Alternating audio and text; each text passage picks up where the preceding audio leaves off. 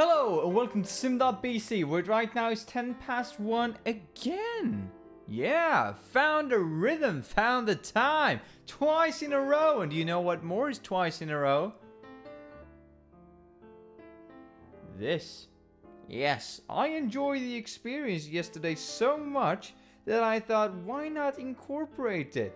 I don't know if it helped or not, because it could be because I was sunburned, right? But it could also be because I'm drinking tea and recording at the same time. No one really knows. The only thing I do know is that these two things happened within close proximity to each other, and I am losing more skin than a lizard in autumn. Yes, it's true. It's probably because of the sunburn, but it could be because of that tea. Yes, it absolutely... No, it could not. No, it could not. And since I thought I liked this approach so very much, and I'm doing it 2 days in a row, originality, am I right? What even is that? I thought, why not continue on the same topic as well, the same train of thought, the same kind of conversation and discussion that we made. And I've learned things from yesterday, and that is I ain't gonna drink this tea right now because it's bloody hot. I don't know if you can see it, but it's kind of steaming at the moment. So I'm gonna put that down for now, probably enjoy it in a couple of minutes. Anyway, what I'm talking about when I'm talking about yesterday's video was this entire idea that when we're at work, we're on a kind of a working treadmill, yeah? We're only really trying to get from point A to point B. And my conclusion on that entire discussion was that that's rather unfortunate and a bit sad in a way.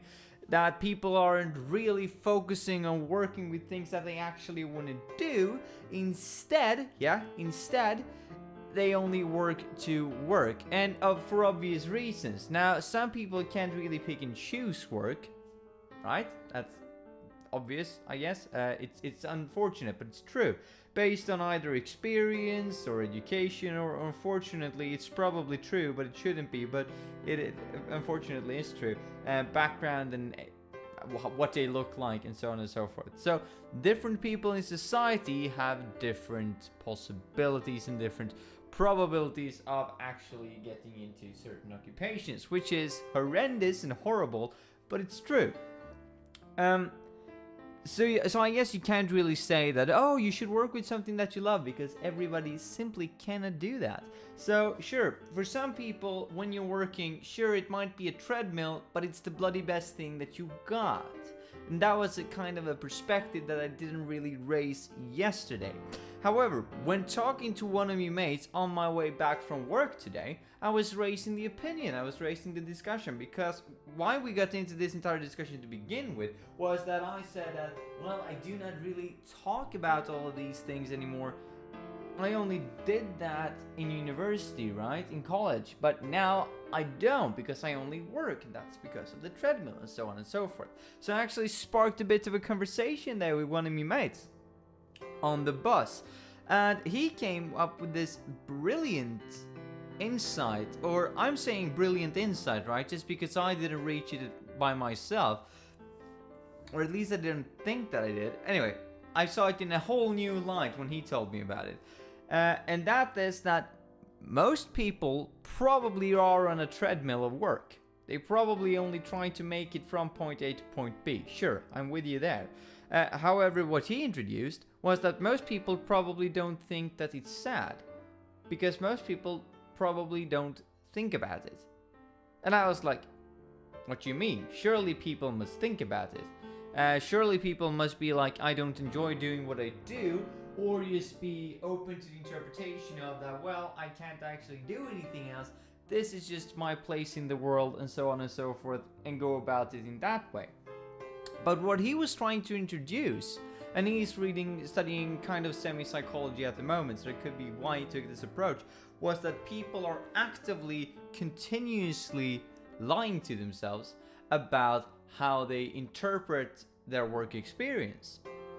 So that basically means, or probably means, I should say, because I'm not an expert within the field, neither was he probably, he's yet again a student, but he has more expertise than I do, so I was given an insight to this. What this probably means is that people are bored right? But instead of viewing their life and what they've done for the last couple of years as being boring and thrown away and something that they don't enjoy, they instead look at, what have I gotten out from that? Now, some people might say, I've gotten an incredible experience. Most people probably won't, because if they did, they probably wouldn't have the problem to begin with the treadmill. Because they would probably fully and truly enjoy their work time, in which this doesn't apply to you. But he was basically saying that people can watch what the outcome is of their work, right? So the working that they, the work they've done over the years. Some people might look at the experience and say, well, I've accumulated 4 years of experience within this industry. It's pretty good to have on my resume when applying for a new job. However, apparently, statistically, according to him, most people who are in that boat, so to say, most people who have worked in an industry or at a factory or whatever for about, 5 to 10 years, they don't really gain an edge on applying for a new job. I do disagree with that. I believe that you probably will have more of a competitive advantage when applying for a new job if you have that experience in the bag, so to say, in the bank, in the bag as your luggage, as long as it's, relevant experience. So I do not know which statistics he's watched, but the ones I've watched, they kind of contradicted that. Anyway, there exists different perspectives on this, is all I'm trying to raise. Let's see if this is still too hot. Ooh. Oh, yes. It's barely so that I can drink it. But yeah, so it was going on and on. Oh wow, it sounds like it was going on and on and on. He was trying to make the point that people are lying to themselves about what they do. Because also, what they're trying to do is, when they look back at their work experience, they're trying to look at the money they've gained and the things that they've been able to do based on the occupation that they had. For instance, let's just say that you can work at a workplace that you do not find that enjoyable. Actually, you're, as I said, on this treadmill, trying to move from point A to point B. However, the way that you justify this behavior and justify the occupation in a way is that you believe, and you truly believe, and you, even if you lie to yourself or whatever, right? But when you think about it, this is what comes up in your mind, that you will substitute this time for work because the amount of money that you will gain is large enough so that you can do all the things that you truly enjoy and that you're very passionate about in your limited free and spare time that you do have based on the amount of money that you gain from the occupation. Sounds pretty reasonable, doesn't it?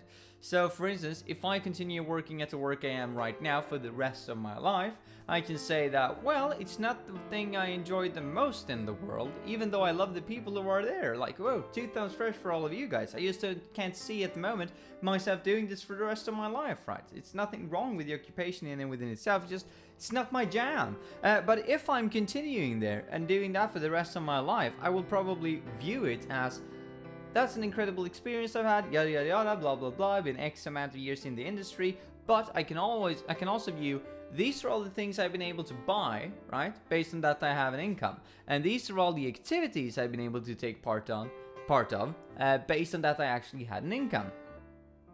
You see what I'm saying? So people are viewing and people are saying that, based on that I have an income, I can take part of all of these things that I find truly enjoyable. But I do have to sacrifice, the sacrifice I have to make in order to gain this is that I have to work at a workplace that I do not truly enjoy. And that's kind of the trade-off that is made.